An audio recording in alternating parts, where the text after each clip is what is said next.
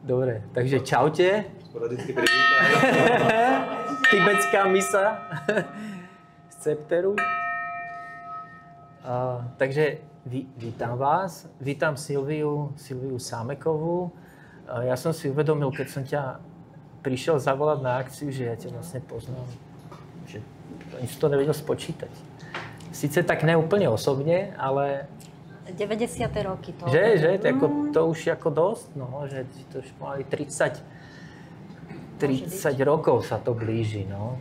Ja som vlastne so Silvíným mužom robil tanečné akcie. Ešte na letisku Paradok. Áno. Takže tam sme sa prišli do kontaktu. A ešte do Záhoráka som s tebou robila rozhovor, ešte myslím, že úplne v prvých počiatkoch. No, môže byť, no. Takže ja som si ťa zavolal ako človeka, ktorému sa podarilo, ako Silvia je riaditeľka Záhorskej knižnice. A pre mňa bola vždycky knižnica, ja som teda nechodil do knižnic v tých druhých mestách, ale pre mňa to postupne bol ako také múzeum komunizmu. Tí police tam ešte úplne, že si pamätali, si pamätám ešte nedávno, že by ste to museli niekde skladovať na pôde, než ste sa toho zbavili. Takže ja teda v 2019 si nastúpila, že? Do Záhorskej knižnice. A ja som tam potom, niekto nás tam zavolal na nejakú prednášku, ja som vtedy tam došiel, my sme tam niečo o ajurvéde rozprávali, ja som došiel, že úplne hotový, že čo to sa tam ako deje. A pre mňa to bolo ako neskutočne inšpiratívne, lebo potom tam začala chodiť aj moja dcéra a tá si to neskutočne užíva. A teraz mi prosím ťa povedz, že ako sa to ako dá, že nastúpíš a po 5 rokoch, dokonca minulý mesiac ste mali rekordnú návštevnosť, alebo tento. Rekordnú návštevnosť, úplne že brutál.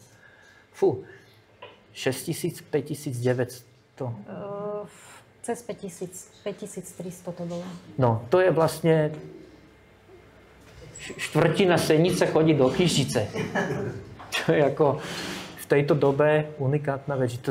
Že prosím ťa, že keď si tam nastúpila, teraz si tam ako vošla, to je ako si sa tam cítila.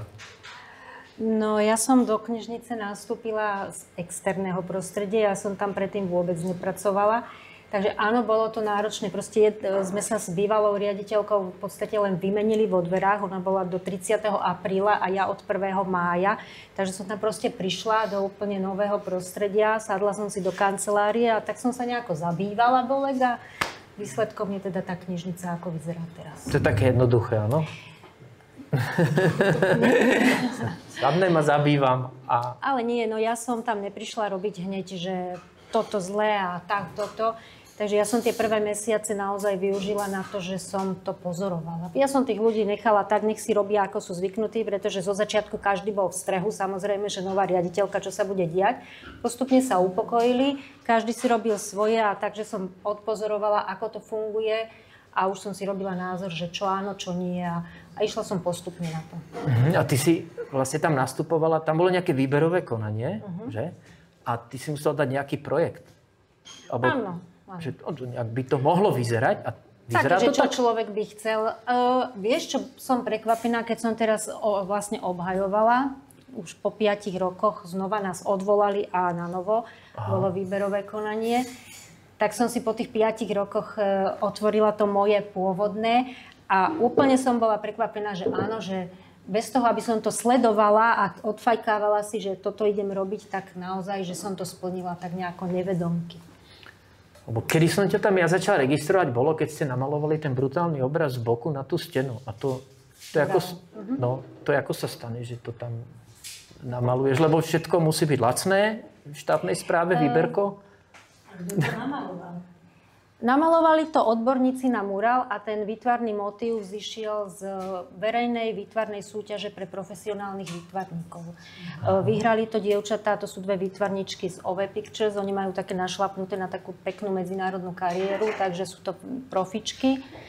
A potom sme oslovili firmu, alebo chalan to je, ktorý má firmu a on sa venuje vyslovene murálom. A také, že to na tú veľkú plochu vie namalovať. Áno, lebo to nie je jednoduché. To nie je len, že jednak jednej sa niečo namaluje. Áno.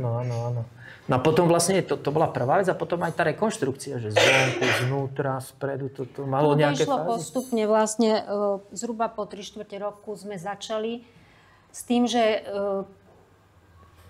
ja som ekonóm. A je to obrovská výhoda, lebo tam bolo to tam tak zariadené, že v podstate hýbalo tým dianím ekonomické oddelenie. Čiže oni povedali, nemáme peniaze a hotovo. A riaditeľka, keď nevie, tak uverí, že nie sú peniaze. Takže tým môjim prínosom by som povedala, že som zmenila tú prácu s rozpočtom, lebo nikto ti nedá, že ja chcem murál a tu máš úrok. 5 000 eur na to. Čo, to je málo, ja neviem, však jasné. Ale teda ja už som začala ekonomickému do toho kafrať a chcela som vidieť a presadzovala som si a samozrejme boli tam aj spory, nebolo to úplne, že všetci by tlieskali. A vrátim sa k tomu, začali sme prerábať postupne, bolo trošku peňazí, prerobili sme čitáreň, opäť boli peniaze, tak sme prerobili študovňu. No a postupne sa to nabalovalo a v podstate po 5 rokoch už nemáme čo prerábať. Dobre, a kde sa zrazu tie peniaze zobrali? Tak to máš ako rodinný budget, máš peniaze, je to na tebe, je to otázka priorít, do čoho dáš peniaze. A asi aj nejaké výzvy, alebo eurofondy, alebo... Ale jasné, veľmi intenzívne využívame projekty. A to je zase o tom sledovať, napísať, keď to úspeje zrealizovať, vyúčtovať. Našej Jasminke sa u vás páči to akvárium. To tam síce tuším už je, ale vy ste ho premiestnili, lebo zase to zrekonštruovali a Jasminka, tie malé deti, oni nemajú radi zmeny. Tak ona chvíľu tam ako kúkala. Ale akvárium je na tom istom mieste a to bolo zase projekt z Teska, že sa hlasovalo v Tesku nakupujúci. Takže treba to tak, akože čo sa kde dá využiť. Ja vám fakt odporúčam ísť sa tam pozrieť do tej detskej sekcie. No to je brutál. Oni tie deti sa tam chodia hrávať a Sama mi povie, babka budeme chodiť do knižnice. Super. No ale ja musím povedať, že ja zastávam názor, že spolupracujem s odborníkmi. Lebo aj predtým ty si to popísal, že to bola ako čierna diera. Nie, nebola. Tá knižnica bola vždy taká seriózna, stabilná, ale bola zabudnutá v tých možno 90. rokoch. Aj sa snažila obnovovať, ale tá obnova bola taká, že pani riaditeľka povedala, že kreslá, ekonómka povedala, že budú modré a zdárka povedala, že musia mať kovovú nohu, aby upratovačky s tým mopom to prakticky. A potom to tak vyzeralo. Ja zastávam názor, že na to máme interiérových dizajnérov, aby robili svoju prácu, takže čokoľvek sa v knižnici mení, tak ide cez interiérovú dizajnérku, ktorá povie áno, nie, ktorá vybere všetko tak, aby to ladilo. A príďte sa naozaj pozrieť, ono to fakt ladí. A toto naozaj bežný smrteľník nevymyslí tak. A teraz taká otázka, kto z vás tam chodí? Podnikateľa nechodia do knižnice. Ale akože fakt, že to je... Počkáme, až mamička dorastie. No, perfektné.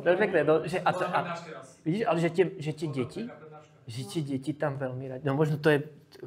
Ako to je, že chodí tam fakt tak veľa detí? Ale áno, chodia. Aj s rodičmi. Aj s rodičmi, aj sami. Áno, aj káva sa u nás podáva, takže dá sa. Dole v Beletrii je kávovár, stroj, takže dá sa. A ty si tam začal, alebo teda, že kto tam vlastne začal robiť tie workshopy a prednášky, že to tam tiež nebývalo. Bolek, to je to, že ty nechodíš v iných mestách do knižnice. Ono to nie je náš vynález, to je proste trend, že tá knižnica je komunitné miesto, nie je to o kniha, nie je to skladisko kníh, ale je to komunitné miesto, kde sa stretávajú ľudia, kde sa stretávajú umenia, kde sa proste, je to také nejaké kultúrne centrum v meste. A keď pôjdeš na budúce niekam, tak určite choď aj do knižnice. Určite, tam treba vždy, keď ideme okolo, zavítame do knižnice. Ale knižnica není tak urobená, jak vaša. Tá je stále v tom starom bode. Som kedysi pracovala. Trnavská knižnica otvára zmodernizovanú Beletriu, teraz vo štvrtok 23. Ešte som tam nebola, o 10. sa otvára, takže potom vám môžem povedať. Ale Trnavská knižnica má toho istého zriaďovateľa ako my. A musím povedať, ako Trnavský samosprávny kraj, a musím povedať, že áno, my sme tí, čo prvý niečo skúšame a oni sú o krok za nami.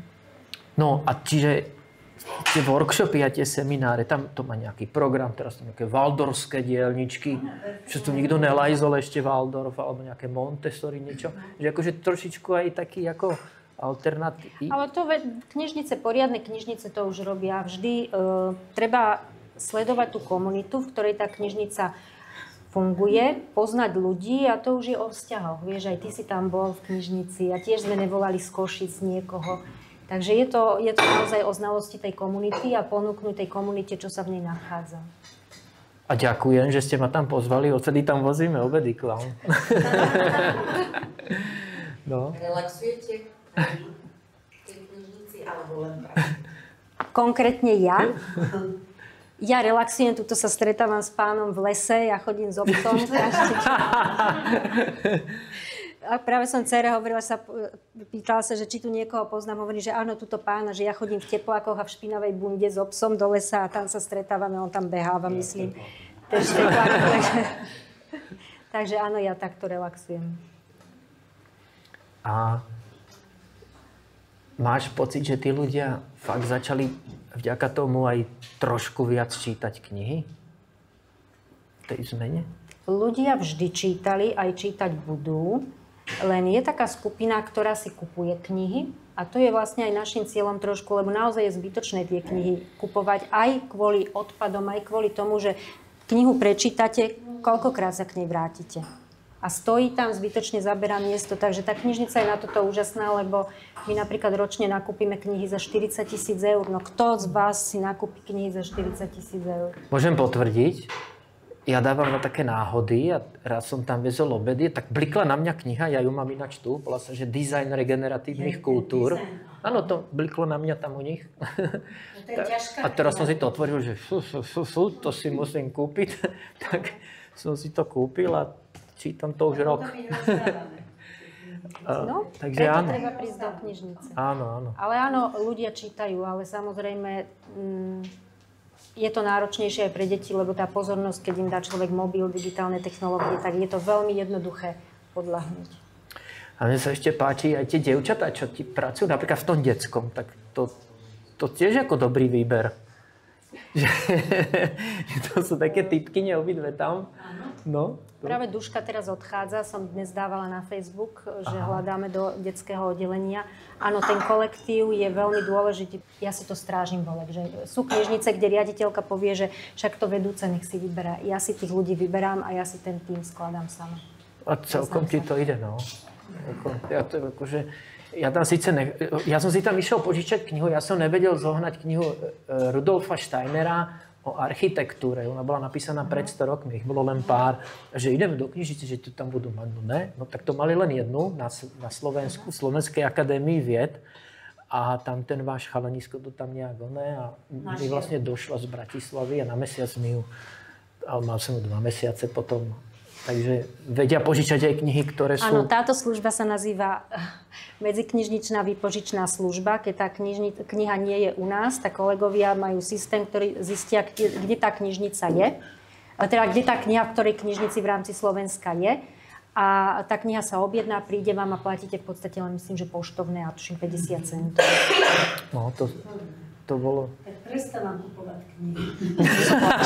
Že jak teraz dočítam Dana Brauna, tak vám budú mať doniesť do knižnice? Tak. No, môžete darovať akože takéto novšie knihy, OK, ale kľudne môžete si od nás požičať toho Brauna. Už ho máte? Ne? Určite máme, len tieto knihy, na tieto je potom poradovník rezervácie, že je väčší záujem. A máte aj najnovšie knihy? Áno. To vyšlo pred 2 týždňami. Áno, bol v Prahe predtým, áno. Nemali teraz knihu 500, tak... Ja len doplním, že my nemáme povinnosť konzervačného fondu, to znamená, my nearchivujeme knihy, že ako ty si chcel Steinera spred 100 rokov, to nie je naša povinnosť. My sme verejná knižnica, ktorá má ponúkať novinky. Čiže cieľom je napríklad, viedenská knižnica má, že 10 rokov a preč tá kniha ide, lebo stále tie knihy sa chrlia a cieľom je, aby ten človek tam našiel novinky. Ak chcete naozaj takéto staršie knihy, tak potom treba sa obracať na knižnice, ktoré archivujú tie knihy v podstate, pokiaľ sa nerozpadnú. Jak skončil ten COVID, tak o 5:00 začali zatvárať obchody a 17:05 idem po meste a nikde nikoho není. Normálne, že ako strácame sa z verejného priestoru. Úplne, že normálne, ľudia sa strácajú. Ja neviem, či nás toľko pomrelo cez ten COVID. Nie, Bolek. Náš verejný priestor nie je uspôsobený tak, aby sme sa v ňom zdržiavali. To je obrovská chyba, obrovský problém. Tie verejné priestory by mali byť uspôsobené tomu, aby sa tam ľudia zdržovali. To znamená poskytovať priestor na sedenie, tieň, toalety, jednoducho pokiaľ sa nezmení vizuálne a architektonicky ten verejný priestor, tak tam nikto nebude. A toto my to isté riešime v knižnici. My sme v podstate v centre, ale keď sa zavrie ZUŠka a školy, tade nikto nejde. To je proste úplne prázdne, vymreté. Ale čo by tam tí ľudia robili? Hej? Zamyslíte sa, je tam veľký, široký chodník, neošetrovaná zeleň, neudržiavaná a hlavná cesta. Čo by tam tí ľudia robili? Stáli a postávali a čakali na niečo? Takže áno, toto treba na úrovni mesta, ale to sa netýka Senice, to celkovo Slovenska. Zmeniť to zmýšľanie na úrovni mesta, spolupracovať s architektmi, lebo aj ten verejný priestor treba vybudovať. Ale teba dávam za príklad, lebo ty tam máš takú záhradu, či čo to tam je? Taký vnútorný dvor, tak to nazveme. A v tej knižnici je? Chodíte tam, a to je vlastne taký... To nikdy nebolo nejakú úpravu. No, ale chodíte tam teraz? Povedz, Keď čo som tam máte. nastúpila, tak to bolo zanknuté. To sa vôbec nevyužívalo, tam parkovali auta. Tak ja som z toho spravila, nazvali sme to, že letná čitáreň, sú tam také dizajnové lavičky a v lete sa to využíva na podujatia. Ale môjim cieľom je, minulý rok sme dávali projekt, neprešlo nám to. Chcela by som, aby to bolo také, teraz je to také suché, je tam taká parková úprava strednej záhradníckej školy z roku 2017. Tu je ciprušteky, no zle, celé zle. Takže ja by som to chcela, aby to bolo také živé, aby tam boli kríky, možno nejaké jedlé plody, aby tam bol tieň, aby tam bol hmyz, motýle, ale zatiaľ čakám na... Už to tam je cítiť, že už to není zamknuté a už tam môže žiť. A už to je vidieť, že už to akože chytá. A toto je tá regenerácia. Preto som si uvedomil, že to my potrebujeme, že tu niekto vydláždi na meste. Áno, celé. Akože, Bez hľadu nechápem, doteraz to nechápem. A nemáte sa, keď cez leto utekáte, lebo ste mokrí, jak to tam pečie. Potom to celé vydlaždia a vyzerá to tak, ako to vyzerá. Senica je...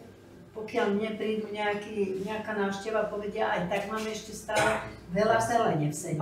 To naozaj, keď porovnáte iné mesta, to je jedno, Malacké, ale aj Trnava, my máme veľmi veľa tej zelene a to ešte koľko je vyrúžali.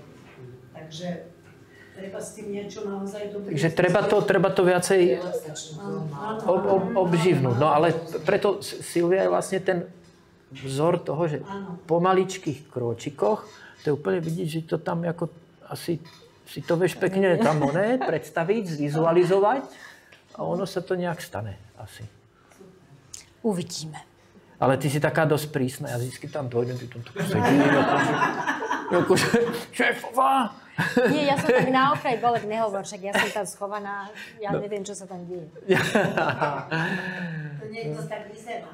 Áno, ja za to nemôžem, A áno. mňa celý život všetci považovali za namyslenú a prísnu. A pritom ja som úplne... Zašívala, iba si to zašívala v rohu, že? Kamera som. No, tak to hovorím na margu toho, čo teda píšete teraz, ako rozpráva. A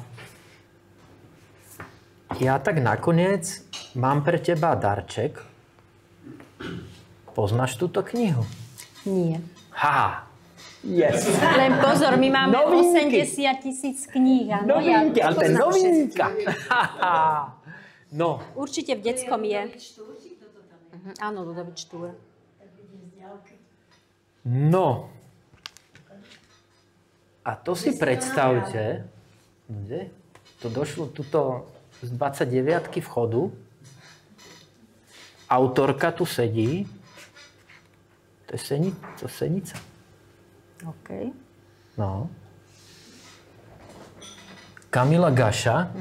To ten Patrik Gaša, čo vám tu odpovedal na tie pozvánky, tak to je jeho žena. Tam sedí. Takže Kamila je autor. Okay.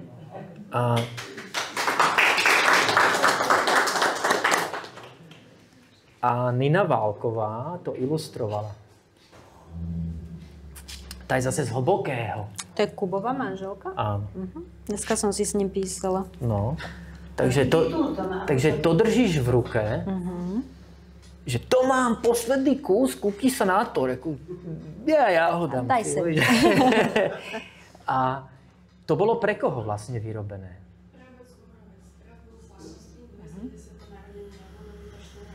Vlastne oni si túto knihu objednali, publikáciu pre deti a mládež primárne. Ale distribuovalo sa to do viacerých základných škôl v Trenčanskom kraji.